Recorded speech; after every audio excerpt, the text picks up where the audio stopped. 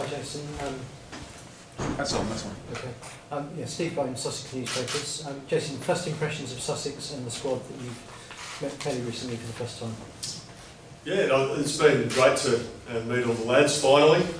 It's turned up a little bit later than I expected, but it's been great to get to know them, and obviously met a lot of lads Saturday night, and then we've had a 2-day game at Hampshire, which was fantastic. We probably, with the weather, we probably got a little bit more cricket than we expected, and lads were fantastic. And I think just the vibe around the group has been excellent. You know, I've been in constant contact with Keith Greenfield and the coaching staff about how the lads have been going throughout the winter, and then obviously the pre-season trip to Cape Town.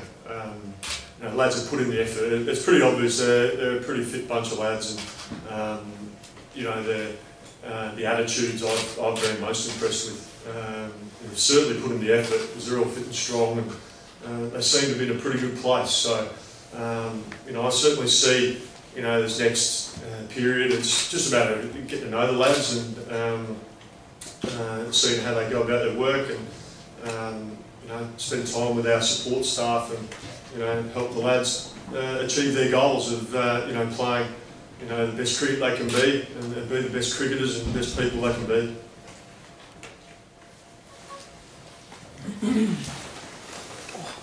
Hi Jason, Hugh Turberville, Cricketer magazine. Yeah. A lot of people were surprised when you chose to come back to county cricket, that they thought that after you'd left Yorkshire that was the end and you'd gone back to Australia. Is that?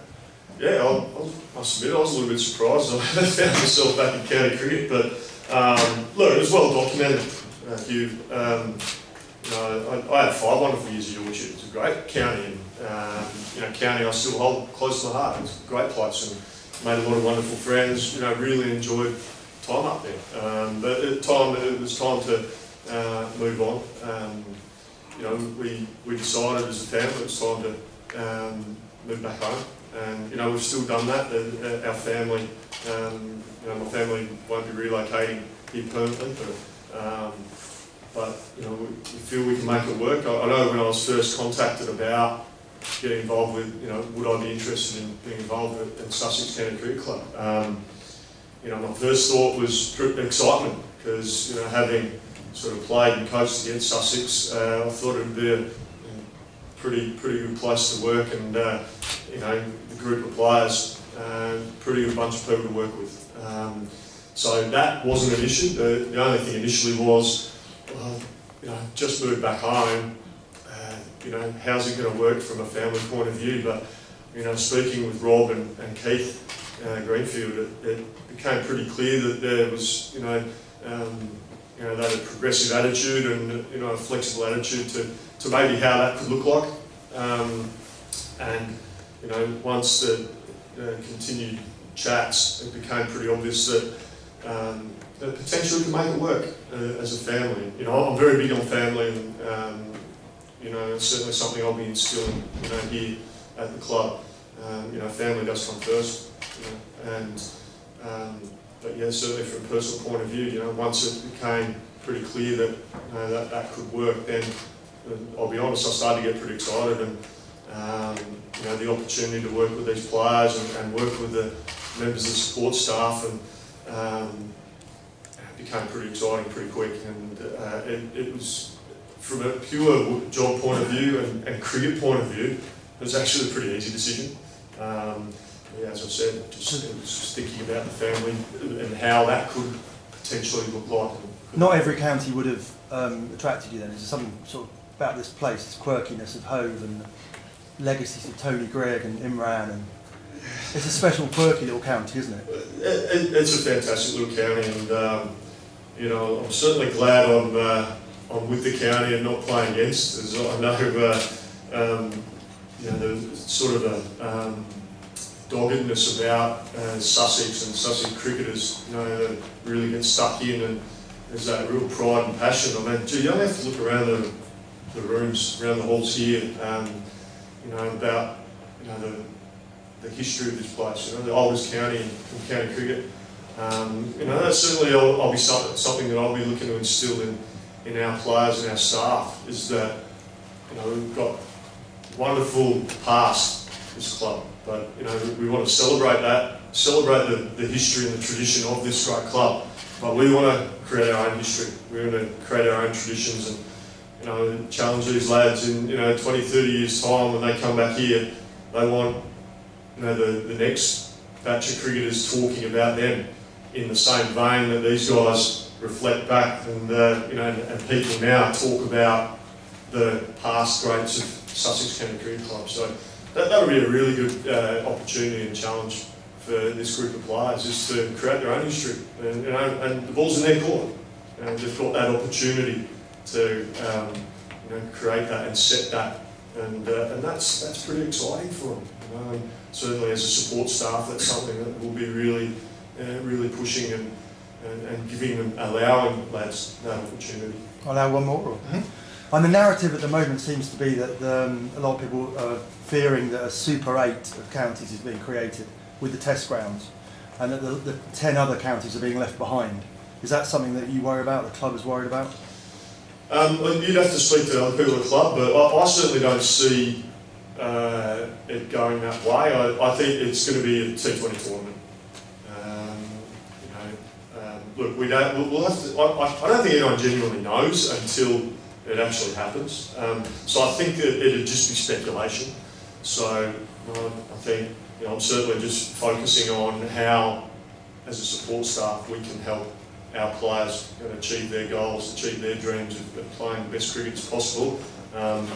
Any speculation about what's going to happen in 2020 is just that at the moment. It's very difficult to offer an opinion because it's a couple of years into the future. Anyone else? Yep. John Oldtree, there's been a lot of expectation about your whole appearance here. How do you handle that? What do you think about it? Look, that's other people's expectation and thoughts. I'll just come here with an open mind. I'll just do the best job I possibly can. My role as head coach, but I am a member of the support staff, and we will all work together to help this group of players achieve their goals and achieve their dreams. And we want them to just go out there with a smile on their face, wearing that cap on their head, and going out there and playing with the pride and passion that goes with that. There's some very proud young men here, who love the game of cricket, and you'll certainly see that. These boys, they'll be essentially given a licence to go out and enjoy themselves. And because look, that's what we're all in the game for. You guys are all sitting here because you enjoy sport and enjoy cricket. I'm sitting here because I bloody love the game. All the boys are here. That's what they train. That's what they do. All that hard work in the winters, and they put in the time, the effort, to go and play a game they love. And that's by and large how we're going to go about it. It's going to be hard work. Doesn't mean we go easy. It doesn't mean we don't challenge the players to be better each and every day. But overriding things, we're going to enjoy ourselves, and all our fans, all our supporters are going to see a committed group of lads walk out onto that ground and look to entertain them. Any further questions? Yeah, sure. One behind as well. So. Hi Jason, Brian Owen from the Brighton Argus. How important is it to get Sussex back into that top flight of the Championship? Look, there'd be that expectation, as John has mentioned. Of course, every supporter, every fan will, you want your team in the highest level, and you want your team winning trophies. But I think the key is, the question is, what will allow you to win a game of cricket? What will allow you to be successful? And these are the questions, and these are the things, as a support staff, we'll be posing to the players. Is what's going to allow us to play a really good game of cricket? What's going to allow us to win a game of cricket? Cricket's about giving yourself the best chance to be successful, and that will be our focus. That's what we will focus on. is that, and if we do that and we tick those boxes, we go along that path, the results will take care of themselves. So we're not going to go and make these big predictions and stuff. Of course, everyone wants to be in top flight. Everyone wants to be winning trophies. Of course, but it's what we're going to do to allow us to be in a position to do that is key, and that's what we'll be doing as a playing group and as support staff, and we'll be helping the lads strive to achieve that. Thank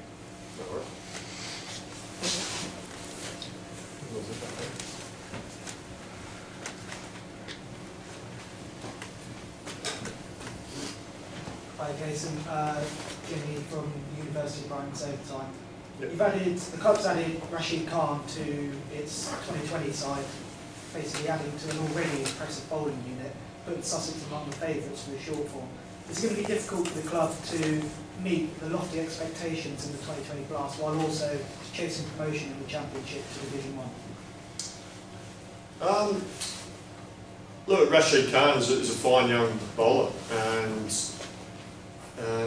I think he'll certainly add value to our squad, our team, and hopefully, he can continue on his journey, and our players can learn something from him. Look, managing expectation is, it can be a challenge. But as I said just before, a question before, if you focus on the end result, you forget what's right in front of you. It's a bit like looking at Mount Everest and trying to climb to the top. Thinking, gee, that's pretty high up. You've got to get to base camp first, and that'll certainly be our focus. So we're going to look at end results because you forget what you need to do along the way, and that'll certainly be what we're going to be focusing on is our journey, and just chip away at that. And results look after themselves. We just get the basics right, our attitude. Look, I can't imagine we're going to have any issues with our attitudes and our efforts. We have to look at the lads and see how fit and strong they are. They're putting in the work. It's just about having that mindset of continual improvement. How can we do better? Each day we turn up at this ground. How can we do better at the end of the session than we are at the start? That'll be our focus. And results, yes, they matter, but they're not going to be our focus. They will be a product of what we do here, and we get that right, we're gonna do well. Yep, down the front, Mark from Sky Sports.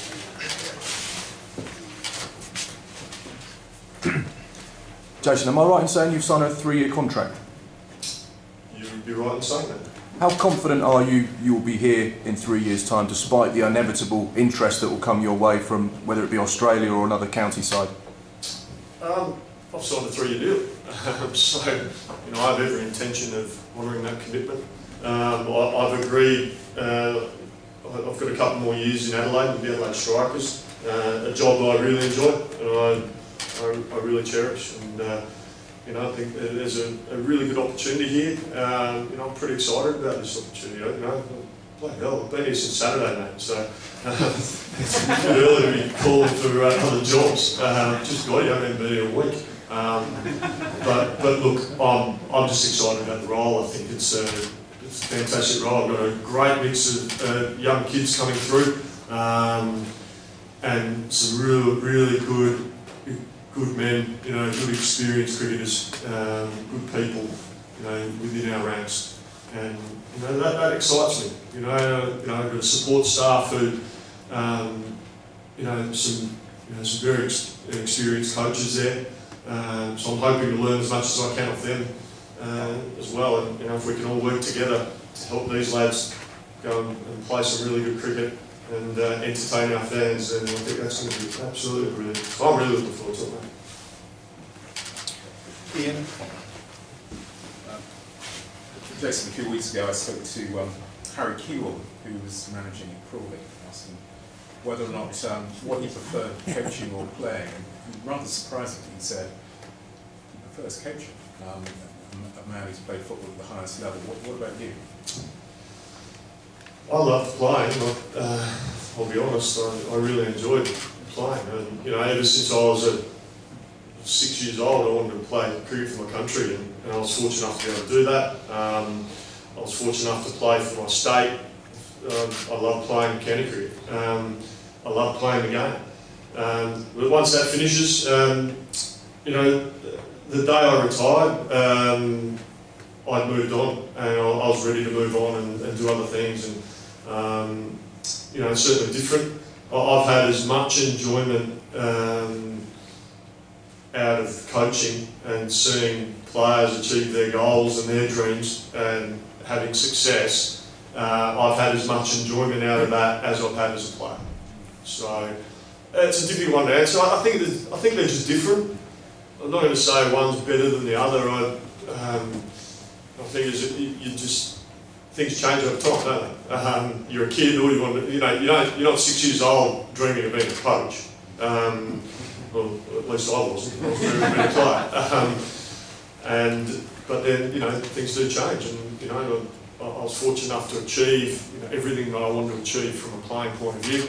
And now, you know, you've got new goals and new dreams you want to achieve. And you know, certainly, you know, from a professional point of view, I've got those. Personally, you know, I've got a beautiful family and wonderful friends, and you know, I feel like I'm a pretty lucky man, to be perfectly honest. I feel very fortunate in this world. And in sport, obviously, it's important to keep moving forward.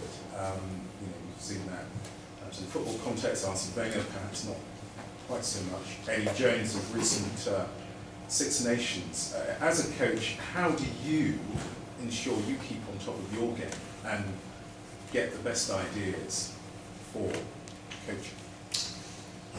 I think just having an open mind, I think, is absolutely key. I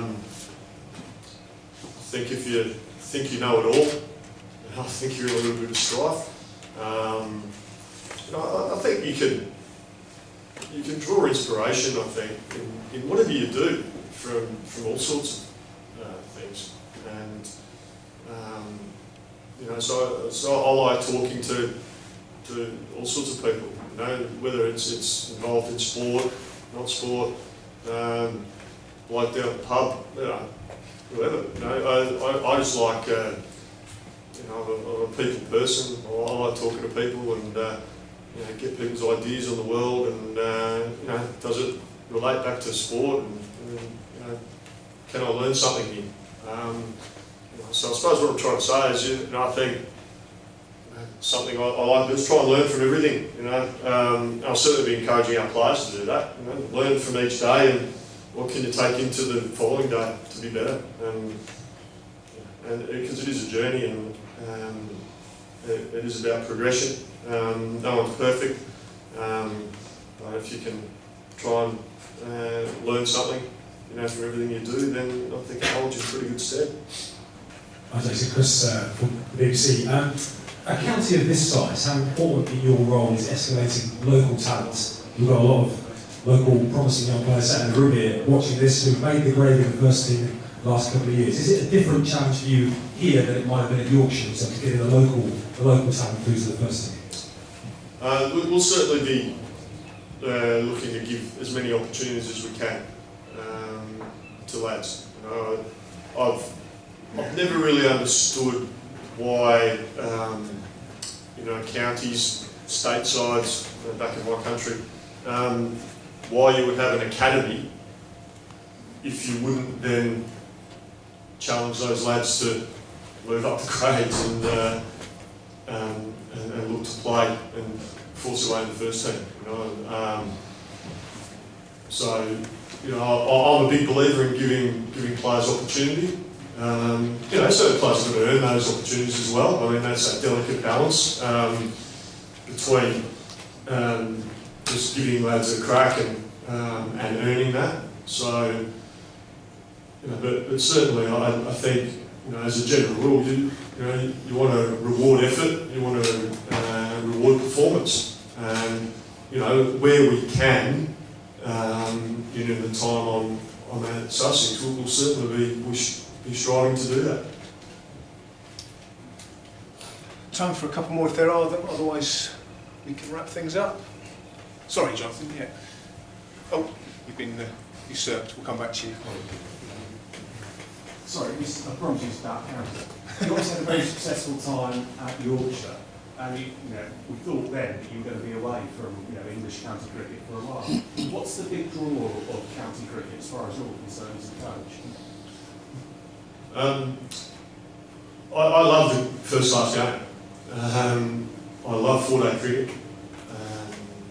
I've always enjoyed county cricket. I enjoyed it as a player, coming over here and playing, and I love the passion and support for the game here in the UK. It's something that I've always really liked, and I have had opportunity to coach in county cricket in the past, which has been brilliant.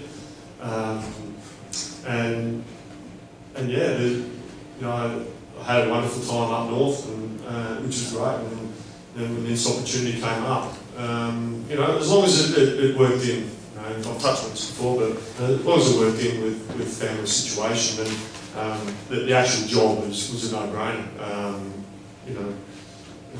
A great club, great set of players, great people involved, from the front office to the catering, the ground staff, everyone involved. It's a great club, and I love being part of teams, and like being part of successful teams.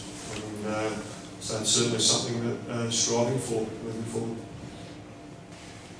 From the Telegraph. Jason, in Australia there was a lot made of England's lack of pace.